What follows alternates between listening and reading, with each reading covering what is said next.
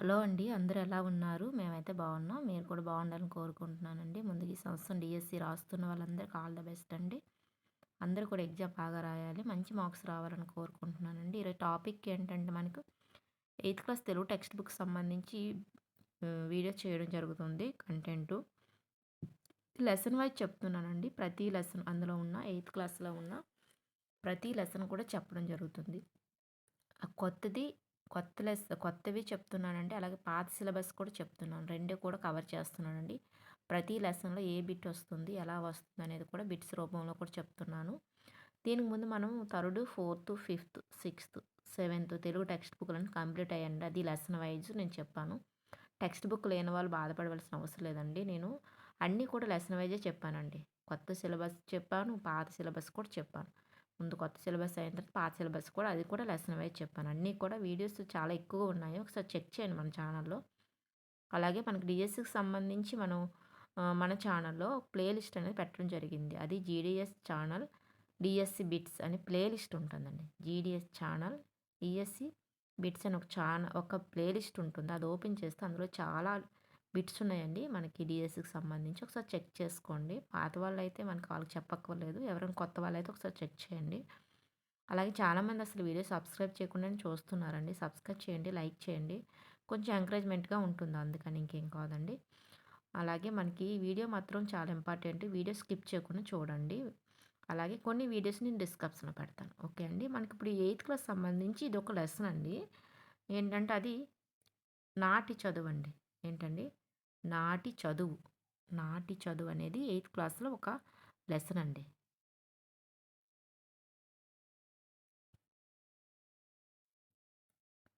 నాటి చదువు అనేది ఒక లెసను. దాని గురించి బిట్స్ ఎలా వస్తాయి, ఇంట్రొడక్షన్ అన్నీ కూడా ఈరోజు మనం తెలుసుకుందామండి.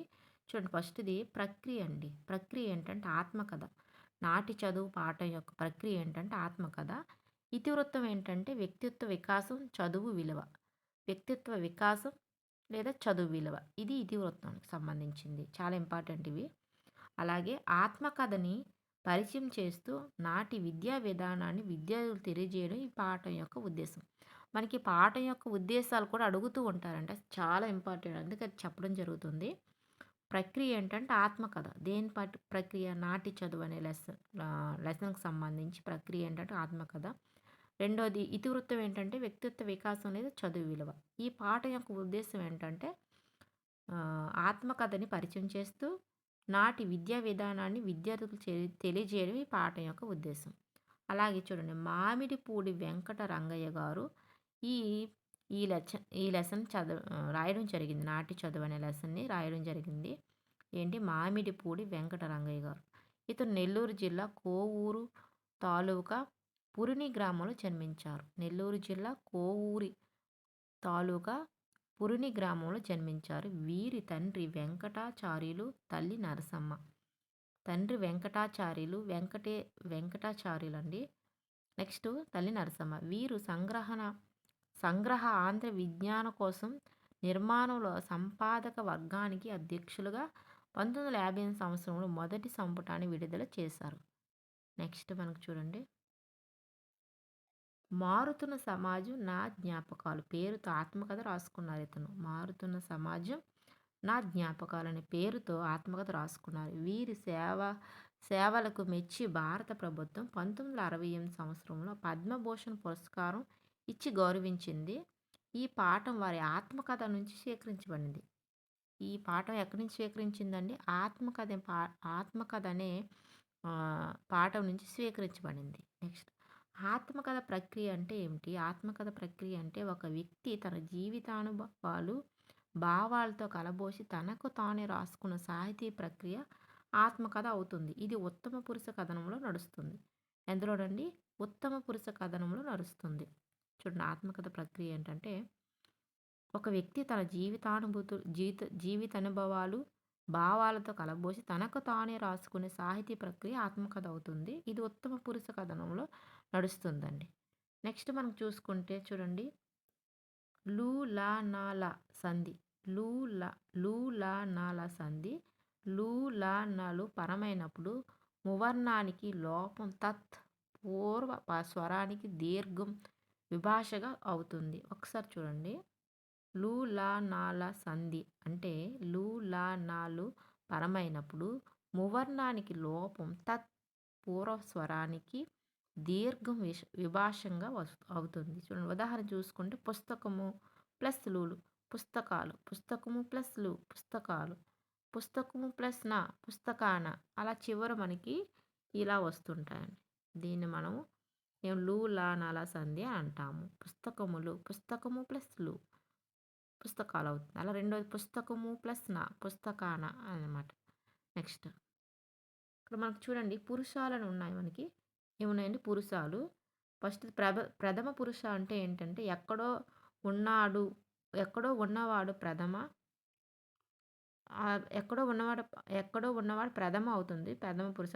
ఉదాహరణకి మనకు అతడు, ఆమె, అది, ఇది, వాడు, వారు, అవి, ఇవి. ఎక్కడో ఉన్న వ్యక్తుల గురించి మాట్లాడితే అతను ప్రథమ పురుష అవుతాడు. ఎక్కడో ఉన్నవాళ్ళు మనకు దగ్గరలో కాను దూరంగా ఎక్కడో ఉన్నవాడి గురించి చెప్పేటప్పుడు అది ప్రథమ పురుష కింద వస్తుంది. మధ్యమ పురుష అంటే ఎదుట ఉన్నవాడు మధ్యమ పురుష కింద వస్తుంది. ఉదాహరణకి నీవు, మీరు అనేవి. ఎదురుగా వింటున్న వ్యక్తి మధ్య పురుష అవుతుంది. చూడండి ఫస్ట్ మనం ఎక్కడో లేని వాళ్ళ గురించి మనం మాట్లాడుతుంటాం కదండీ! అది ప్రథమ పురుష కింద వస్తుంది. మన ఎదురుగా ఉంచుకున్న తన గురించి మాట్లాడేటప్పుడు మనకి మధ్య పురుష అవుతుంది. అలాగే ఉత్తమ పురుష అంటే తనంతట తాను ఉత్తమ పురుష అవుతాడు. అంటే తనకు తానే ఉత్తమ పురుష అవుతాడు. నేను, మేము ఇద్దరు వ్యక్తులు మాట్లాడుకున్నప్పుడు మాట్లాడే వ్యక్తి ఉత్తమ పురుష అవుతుంటాడు. సపోజ్ ఇద్దరు వ్యక్తులు మాట్లాడుకున్నప్పుడు తను మాట్లాడుతున్న అతను ఉత్తమ పురుష కింద వస్తాడు. ఎవరైతే మనకి ఎదురుగా ఉండి అతని గురించి మాట్లాడుతున్న అతను మధ్య పురుష అవుతాడు. మన దగ్గర లేని వాళ్ళ గురించి మాట్లాడితే ప్రథమ పురుష కింద వస్తుందండి. అలాగే ఈ లెసన్‌కి సంబంధించి మనకు బిట్స్ అనేవి కొన్ని ఇచ్చాడు. ఎలా వస్తాయని బిట్స్ అని కూడా మనం తెలుసుకుందామండి. ఫస్ట్ చూడండి నాటి చదువు పాఠం రచయిత ఎవరు? నాటి చదువు పాఠం యొక్క రచయిత ఎవరని అడుగుతున్నారు. ఫస్ట్ చూడండి ఆచార్య మామిడిపూడి వెంకటరంగయ్య, రెండోది ఆచార్య వెంకటరంగయ్య, మూడు దేవులపల్లి వెంకట కృష్ణ శాస్త్రి, నాలుగో తిక్కన స్వామియాజీ. ఎవరు నాటి చదువు అనే పాఠం యొక్క రచయిత ఎవరంటే మనం ముందే చదువుకున్నాం కదండి. ఆచార్య మామిడి వెంకటరంగయ్య. ఆచార్య మామిడి పూడి వెంకటరంగయ్య నాటి చదువు పాఠం యొక్క రచయిత. నెక్స్ట్ నాటి చదువు పాఠం ఇతివృత్తం ఏంటి? నాటి చదువు పాఠం యొక్క ఇతివృత్తం ఏంటని అడుగుతున్నారు. ఫస్ట్ చూసుకుంటే సమానత్వం, రెండోది చదువు విలువ, మూడోది మానవ విలువలు, నాలుగోది అతిథి గౌరవం. నాలుగింట్లో ఏంటి నాటి చదువు పాఠం యొక్క ఇతివృత్తం ఏంటి అంటే మనకి ఇక్కడ ఆప్షన్ 2 అండి చదువు విలువ అండి. చదువు విలువ నాటి చదువు అనే పాఠం యొక్క ఇతివృత్తం ఏంటంటే చదువు విలువ. నెక్స్ట్ ప్రక్రియ ఏంటి చూడండి. నాటి చదువు పాఠం యొక్క ప్రక్రియ ఏంటి? ఇతివృత్తం అంటే చదువు విలువ. ప్రక్రియ ఏంటి? ఫస్ట్ ఆత్మకథ, రెండోది ఇతిహాసం, 3 వచన కవిత, నాలుగోది కథ. నాలుగింట్లో ఏంటంటే మనకి ఇక్కడ ఆప్షన్ 1 అండి ఆత్మకథ అండి. నాటి చదువు పాఠం ప్రక్రియ ఏంటంటే ఆత్మకథ. ఇతివృత్తం ఏమవుతుందండి? మనం చదువు విలువ అండి. ఏంటంటే ఇతివృత్తం చదువు విలువ, ప్రక్రియ ఆత్మకథ. చూడండి వెంకటరంగయ్య గారు ఏ పుస్తకం సంపాదక వర్గానికి అధ్యక్షుగా వహించారు? ఏ పుస్తక వర్గానికి సంపాదక వర్గానికి అధ్యక్షులుగా ఉన్నారు అన్నారు. ఫస్ట్ చూసుకుంటే తెలుగు సారస్వత కోసం, రెండోది సంగ్రహ ఆంధ్ర విజ్ఞానం కోసం, మూడోది సంగ్రహ గణిత విజ్ఞానం కోసం, 4 సంగ్రహ ఆంధ్ర విజ్ఞాన సర్వస్వం దేనికి ఉన్నారని అడుగుతున్నారు. మనకి ఇక్కడ ఆప్షన్ 2 అనేది కరెక్ట్. సంగ్రహ ఆంధ్ర విజ్ఞానం కోసం అండి. సంగ్రహ ఆంధ్ర విజ్ఞానం కోసం వెంకటరంగయ్య గారు సంగ్రహ ఆంధ్ర విజ్ఞానం కోసం సంపాదక వర్గానికి అధ్యక్షులుగా ఉన్నారు. నెక్స్ట్ మనకు చూడండి వెంకటరంగయ్య గారి ఆత్మకథ పేరు ఏంటి? వెంకటరంగయ్య గారి ఆత్మకథ పేరు ఏంటని అడుగుతున్నారు. ఫస్ట్ చూసుకుంటే అనుభవాల జ్ఞాపకాలు, రెండోది పాకుడురాళ్ళు, మూడోది మారుతున్న విద్య నా జ్ఞాపకాలు, నెక్స్ట్ నాలుగోది మారుతున్న సమాజం నా జ్ఞాపకాలు. ఈ నాలుగింట్లో ఏంటి అడుగుతున్నా మనకు ఆప్షన్ 4 అండి మారుతున్న సమాజం నా జ్ఞాపకాలు. వెంకటరంగయ్య గారి ఆత్మకథ పేరు ఏంటంటే మారుతున్న సమాజం నా జ్ఞాపకాలు. నెక్స్ట్ ఆచార్య వెంకటరంగయ్య గారు ఏ సంవత్సరంలో పద్మభూషణ్ పురస్కారం అందుకున్నారు? ఆచార్య వెంకట రంగయ్య గారు ఏ సంవత్సరంలో పద్మభూషణ్ పురస్కారం అందుకున్నారు అంటున్నారు. ఫస్ట్ చూడండి 1972, 1970, 1966, 1968 ఈ 4 సంవత్సరాల్లో ఎప్పుడు అతనికి పద్మభూషణ్ పురస్కారం అందుకున్నారని అంటున్నారు. మనకి ఇక్కడ ఆప్షన్ 4 అండి. 1968లో 1968లో ఆచార్య వెంకట రంగయ్య గారు పద్మభూషణ్ పురస్కారం అందుకున్నారు 1968. నెక్స్ట్ 7 చూడండి. ఈ పండుగ గురించి నాటి చదువు పాఠంలో ప్రస్తావించబడింది. ఏ పండుగ గురించి నాటి చదువు పాఠంలో ప్రస్తావించబడింది? ఫస్ట్ చూడండి మనకి ఇక్కడ దసరా, రెండోది సంక్రాంతి, మూడోది వినాయక చవితి, నాలుగోది ఉగాది. ఈ నాలుగింట్లో ఏంటి అంటున్నారు? మనకి ఇక్కడ ఆప్షన్ 1 అండి. దసరా పండగ గురించి నాటి చదువు పాఠంలో ప్రస్తావించడం జరిగింది. దసరా పండగ గురించి నాటి చదువు పాఠంలో ప్రస్తావించడం జరిగింది. నెక్స్ట్ ఉపాధ్యాయుడు అనే పదానికి వికృతి పదం ఏంటి? ఉపాధ్యాయుడు అనే పదానికి వికృతి పదం ఏది? ఫస్ట్ వజ్జ, రెండోది పంతులు, మూడోది గురువు, నాలుగోది శిష్యుడు. ఏంటి ఉపాధ్యాయుడు అనే పదానికి వికృతి పదం ఏంటి అంటే మనకి ఇక్కడ ఆప్షన్ 1 అండి. వజ్జ అండి. ఉపాధ్యాయుడు అనే పదానికి వికృతి పదం వజ్జ. ఏంటండి? వజ్జ. ఉపాధ్యాయుడు అనే పదానికి వికృతి పదం వజ్జ. వల్లించడం అనే పదానికి అర్థం ఏంటి? వల్లించడం అనే పదానికి అర్థం ఏంటని అడుగుతున్నాడు. ఇక్కడ 4 ఆప్షన్లు. ఫస్ట్ చదవడం, రెండోది రాయడం, మూడోది వేయడం, నాలుగోది కంఠపాఠం చేయడం. ఈ 4గింట్లో ఏంటది? వల్లించడం అంటే ఏంటని అడుగుతున్నాం. మనకి ఇక్కడ ఆప్షన్ 4 అండి. కంఠపాఠం చేయడం. వల్లించడం అంటే కంఠపాఠం చేయడం. నెక్స్ట్ విధము అనే పదానికి వికృతి పదం ఏంటి? విధము అనే పదానికి వికృతి పదం ఏంటన్నారు? ఫస్ట్ చూడండి వితము, రెండోది విధానం, మూడోది విధి, నాలుగోది విధానం. ఈ 4గింట్లో ఏంటంటే మనకి ఇక్కడ ఆప్షన్ 1 అండి. విధము అనే పదానికి వికృతి పదం ఏంటి? విధము అనే పదానికి వికృతి పదం ఏంటంటే విధము. ఏంటండి? విధము. ప్రాంతం వికృతి పదాన్ని గుర్తించండి. ప్రాంతము అనే పదానికి వికృతి పదం ఏంటి? ప్రాంతము అనే పదానికి వికృతి పదం ఏది? ఫస్ట్ది పొంత, రెండోది బొంత, మూడోది ప్రాంతం, నెక్స్ట్ పంతం. ప్రాంతము అనే పదానికి వికృతి పదం అన్నాడు. మనకి ఇక్కడ ఆప్షన్ 1 అండి. పొంత అండి. ప్రాంతం అనే పదానికి వికృతి పదం పొంత. ప్రాంతం అనే పదానికి వికృతి పదం పొంత అండి.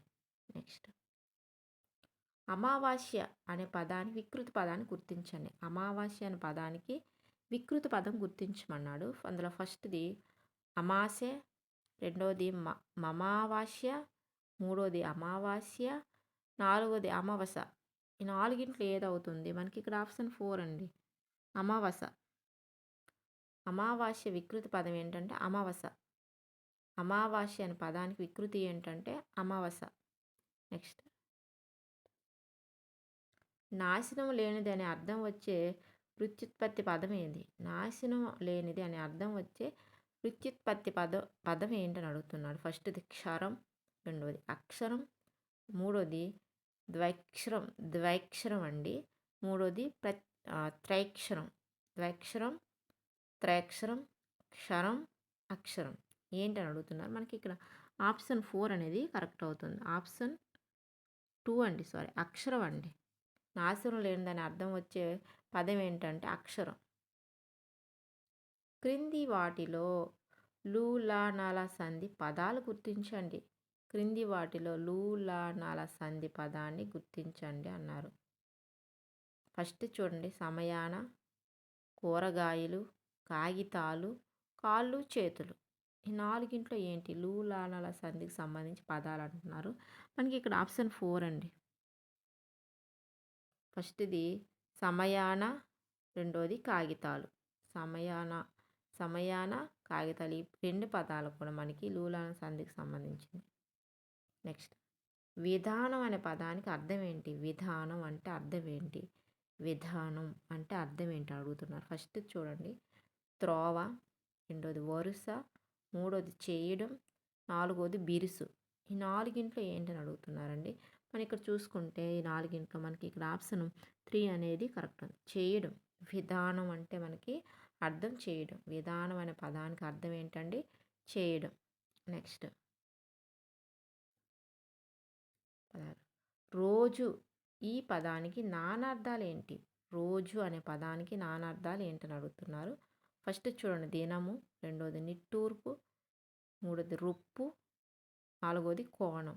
రోజు అనే పదానికి నానార్థ పదాలు అడుగుతున్నారండి. మనకి ఇక్కడ ఆప్షన్ 4 అండి. దినము, నిట్టూర్పు, రొప్పు. రోజు అంటే దినము, నిట్టూర్పు, రొప్పు. ఈ 3 పదాలు కూడా రోజు అనే పదానికి మనకి నానార్థాల కింద వస్తాయండి. నెక్స్ట్ మనకి 17 చూడండి. ఆచార్య వెంకట రంగయ్య గారికి విద్యాభ్యాసం ప్రారంభంలో పాఠ్య గ్రంథం ఏది? ఆచార్య వెంకట రంగయ్య గారికి విద్యాభ్యాస ప్రారంభంలో పాఠ్య గ్రంథం ఏదని అడుగుతున్నారు. ఫస్ట్ చిన్న బాల శిక్ష, రెండోది పెద్ద బాల శిక్ష, మూడోది బాల వ్యాకరణం, నాలుగోది అమురుకం. ఈ నాలుగింట్లో ఏంటని అడుగుతున్నారు. మనకి ఇక్కడ నాలుగింట్లో ఆప్షన్ 2 అనేది పెద్ద బాల శిక్ష అండి. ఆచార్య వెంకట రంగయ్య గారికి విద్యాభ్యాస ప్రారంభంలో పాఠ్య గ్రంథం ఏదంటే పెద్ద బాల శిక్ష. నెక్స్ట్ ఈ వీడియోకి లాస్ట్ పెట్టండి ఇది.